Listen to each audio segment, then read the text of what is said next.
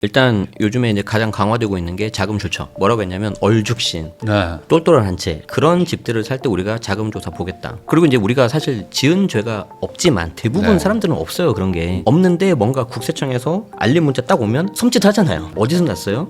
선생님이 소명 좀 하세요. 거꾸로 소명하세요. 거꾸로. 이게 무서워. 이게 무서워요.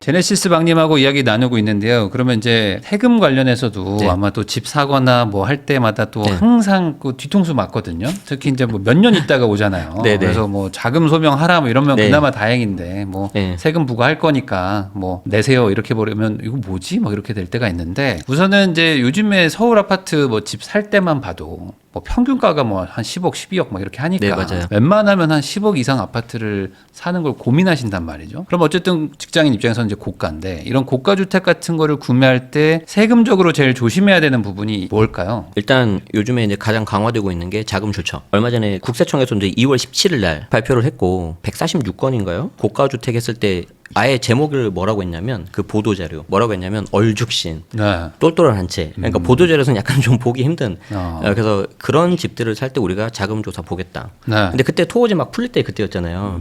그래서 이제 또 4월 달에는 얼마 전에 서울시에서 또 발표를 했어요. 그래서 뭘 발표를 했냐면은 이상거래 보겠다. 네. 106건에 대해서. 가지고 이제 그런 것들은 이제 다 자금 출처예요.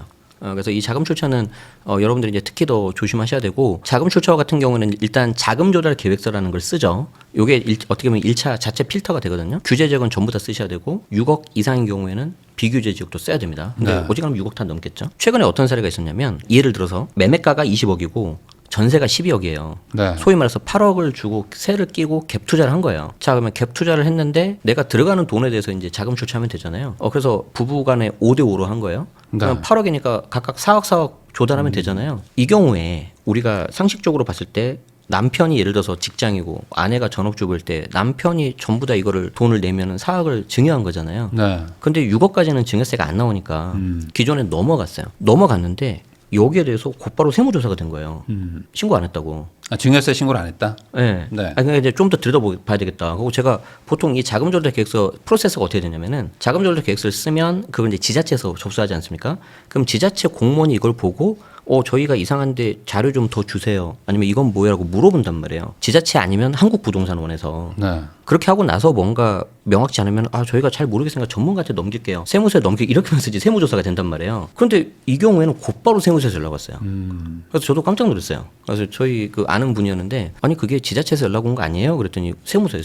세무조사 받으라고. 저도 깜짝 놀라가지고 빨리 지금 세무사님 선임해서 적극적으로 대응하시는 게 좋을 것 같고 과거에 증여하신 사실이 없으면 어차피 비과세니까 괜찮습니다. 이렇게 해서 좀 안심을 드렸는데 어떤 게 핵심이냐면 비과세라도 신고하라는 거예요. 특히 부부간. 그리고 부부 중에 어느 한쪽에 소득이 없을 때 약간 좀 억울할 수 있어요. 야 내가 이게 6억 어차피 비과세인데 나 좀 소득 없다고 무시하는 거야? 이럴 수 있는데 하시는 게 좋습니다. 그러니까 비과세여도 신고하고 하라는 거잖아요. 네, 가급적이면. 확실하게. 그래서 관할 지자체, 세무서 여기서 제일 좋아하는 게 뭔지 아세요? 차라리 증여 신고한 거. 이걸 제일 좋아하고요. 두 번째는 대출 받는 거. 그럼 금융기관에서 뭔가 필터를 한번 거치니까 그래? 20억인데 10억 대출 받았어? 그럼 10억 클리어. 네. 그럼 나머지 10억만 보자 이런 거예요. 자기 일을 덜어주는 거죠. 그래서 대출도 받을 수 있다면 적당하게 받으시고 증여하셨다면 가급적이면 신고하시고 그럼 또 그게 증거로 잘 남고요. 나중에 홈택스에서 증여할 때 그 내역이 다 나옵니다. 그런 거 보면 무섭죠. 그러니까 사실 증빙을 남기는 게 사실 핵심이잖아요. 그게 제일 좋아요. 그러니까 어차피 세금 안 나올 거니까 신고 안 한다라고 하는 순간 또 네네. 골치 아파질 수 있다. 네. 그리고 이제 우리가 사실 지은 죄가 없지만 대부분 네. 사람들은 없어요. 그런 게 없는데 뭔가 국세청에서 알림 문자 딱 오면 섬찟하잖아요. 맞아요. 가끔 오지 않으세요? 안내문 좀 보내지 네, 네. 말아라 제발 좀. 게다가 안내문을 왜 이렇게 보내? 게다가 우리가 또 이제 사업자가 있으시니까 그럼 사업자 관련해서 뭔가 이렇게 온단 말이에요. 네. 근데 되게 문구도 딱딱해요. 가지고 그러니까 국세청에서는 뭐 안 받고 싶죠 사실. 그럼요. 가지고 가끔 깜짝 놀라요. 알림톡 오면은. 네. 그런데 괜히 스트레스 받고 그러시니까 좀 비과세라도 신고를 네. 좀 자주 하시는 게 좋겠다. 네.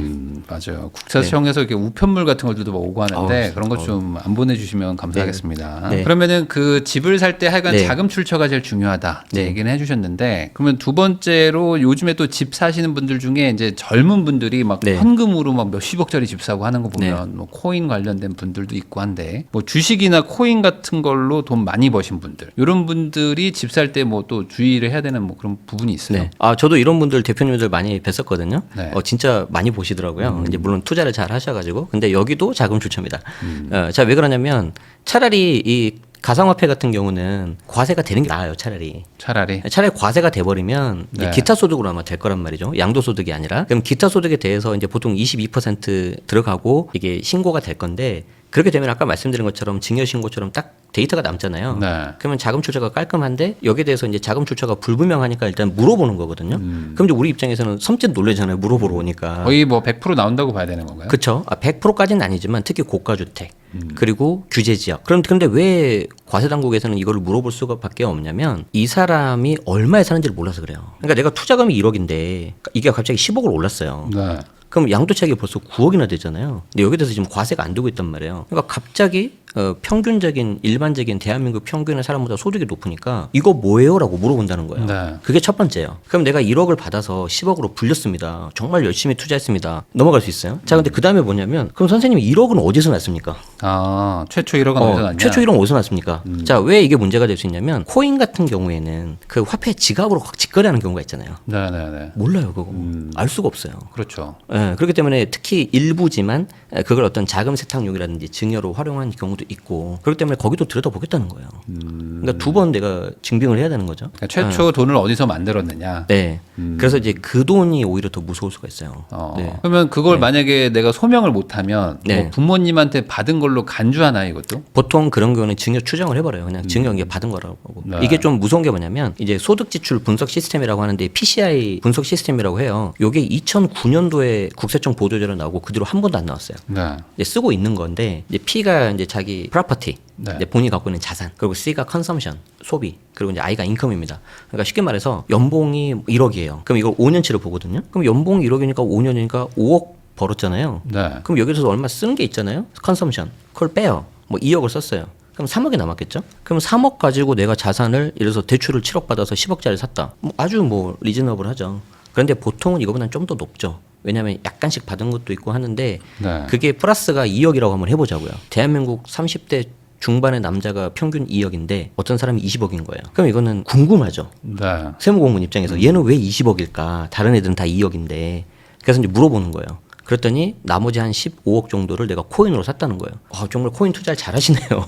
이렇게 할 수 있지만 그러면 그 코인 투자는 어떤 돈으로 했어요? 이렇게 물어볼 수 있는 거죠. 그래서 그걸 증빙 네. 못하면은 그냥 증여세를 네, 이제 증여받은 걸로 있다. 되는 거죠. 그래서 거래 일시, 수량, 종류, 시가, 입출금 내역, 보통 이제 그 거래 소통에서 하니까 어지간하면 다 나오죠. 네. 그런데 아주 일부 처음 흘러가는 돈 자체가 좀 약간 불분명한 경우에는 좀 문제가 될 수 있으니까. 그러면 예를 들어 뭐 네. 그렇게 안 하시겠지만 네. 만약에 중간에 한 10억까지는 소명을 했는데 네. 30억 가는 과정에서 10억에서 17억 사이가 소명이 만약에 안 돼요. 네. 그러면 그 7억도 누군가한테 받은 걸로. 네, 저도 제가 뭐 솔직히 거기까지는 잘 모르겠습니다. 아. 그런데 확실한 건 뭐냐면 저 PCI 원리가 뭐냐면은 제대로 소명이 안 되면 우리는 과세하겠다는 거예요. 그럼 가능하면 증여세로 과세를 네, 하겠다. 네, 그러니까 저게 이제 어떤 패러다임을 바꾼 건데 과거에는 세무 공무원이 이제 공격을 할 때 우리가 이런 자료가 있습니다. 그러니까 과소신고 무신고기 때문에 우리가 과세하겠습니다 이렇게 들이밀 이러잖아요. 네. 근데 저거는 뭐냐면 우리는 없는데요. 네. 어디서 났어요? 선생님이 소명 좀 하세요. 거꾸로 소명하세요. 거꾸로. 이게 무서워요. 네. 그래서 그 부분을 좀 여러분들이 조심하셔야 됩니다. 그러니까 반대로 뭐 주식은 뭐 그런 게 별로 없겠지만 코인 투명하니까. 쪽에서는 아무래도 아직 뭐 소명이 안 되는 것도 있을 것이고. 그래서 차라리 저게 과세가 되는 게 나아요. 아예 이제부터. 예. 그러니까 거래소에서 거래 내역이나 이런 것들을 잘 준비를 해 놓으셔야지만 문제가 네. 없다라는 거네요. 그 지금 상속세 또 증여세도 어쨌든 요번에 개정안이 무산되고 막 했지만 네. 뭐 다시 또 추진할 수도 네. 있을 것 같기도 하고. 저는 이거는 네. 이제 우리 앞에 영상에서도 말씀드렸는데 정권 여부하고 관계없이 뭔가 변하긴 변할 거다. 그런데 만약에 국민의힘 쪽에서 정권을 가져가면 유산 취득세 쪽으로 좀 힘이 실릴 것 같고 네. 그리고 이제 민주당 쪽에서 정권을 가져가면 사실 유산 취득세 개편은 좀 힘들 것 같고요. 다만 그래도 이제 본인들도 공약도 한 게 있고 뱉었던 말이 있기 때문에 일괄공제 금액은 좀 커질 것 같아요. 네, 뭐 자녀라든지 네네네. 아내라든지. 네, 그래서 좀 이게 임명제천이라서 함부로 뭐 말씀드리기에는 우리가 예측은 못하지만 상속세를 좀 이렇게 생각하고 계신 분들은 좀 기다리시면 그래도 올해 정도에는 뭐 최소한 공제 금액이라도 좀 올라가는 네. 그런 내용은 올해 개정세법에 담길 수 있겠다. 어떤 정부가 잡는다 하더라도 가져간다 하더라도 그러니까 증여 상속세가 지금보다는 조금 개선되는 방향으로 좀 가긴 일단은 할 상속세 것이다. 먼저. 상속세부터. 증여는 또 따로. 증여는 또 이게 기본공제 얘기라든지 세율 이야기가 전혀 없으니까. 네. 네, 그래서 증여는 조금 더 기다리셔야 될 것 같아요. 그러면 지금 세율은 바꾸지 않으면서 일괄 그 공제 금액만, 공제만. 뭐 자녀 공제 일괄 공제 5억을 뭐 10억을 한다든지 네. 자녀 공제는 민주당에서는 줄기차게 5천만 원에서 올린다는 말이 없거든요. 그래서 지금 보통 일괄 공제 5억에 배우자 공제 5억에서 10억 정도 상속세가 되는데 이걸 약간 좀 15에서 18, 뭐 20 이런 식으로 가는데 제가 봤을 때 이거는 이제 곧 나올 대선 공약에서 나올 것 같습니다. 그 유산취득세 관련해서는 네. 사실 뭐 다른 나라들 선진국들은 유산취득세도 많이 하는데 네. 우리나라는 왜 이렇게 그 서로 이렇게 의견이 다른 거예요? 또 뭐 이유가 있을까요? 아마 이거는 제 개인적인 생각인데 아무래도 이제 부의 무상 이전에 대해서는 과거로부터 이제 좀 너무 이게 한쪽으로 몰리면 안 된다 그런 게 있었고 그리고 처음에 이제 세법을 만들 때 행정력이 우리가 부족하잖아요. 네. 지금도 뭐 다 완벽하진 않는데 자 그런데 내가 이거 행정력을 분산시켜서 받은 사람의 상속세 받은 그 상속인의 그 내용을 다 봐야 되는 거예요. 유산취득세라면은. 그러니까 쉽게 말해서 어려운 작업이죠. 그러다 보니 이제 조세 확보가 누락되는 경우가 생기고 그렇기 때문에 상대적으로 간편하고 편리한 피상속인 돌아가신 분의 그냥 재산을 다 봐버리고 여기서 과세하고 뭐 이래서 세금이 10억이 나오는데 아 이거 뭐 나눠서 내는 건 알아서들 하시고 우리는 10억 걷겠습니다. 훨씬 편하거든요. 행정 편의적으로는 네. 이제 받은 사람 기준으로 네. 세금을 따지려는 이 네, 유산취득세가 네, 네. 어렵다. 네, 그럼요. 그리고 이제 사실 우리가 지금이야 뭐 K 컨텐츠 뭐 이렇게 굉장히 글로벌하게 했지만 불과 뭐 20년, 30년 전만 해도 네. 뭐 우리나라 많이 힘들었었잖아요. 근데 이걸 처음에 70년, 80년대 만들 때는 더 힘들었겠죠. 그렇죠. 네, 그래서 그런 것들 좀 현실적인 이유가 고려되지 않았을까. 그래서 바뀌어야 된다라고 생각하고 있습니다.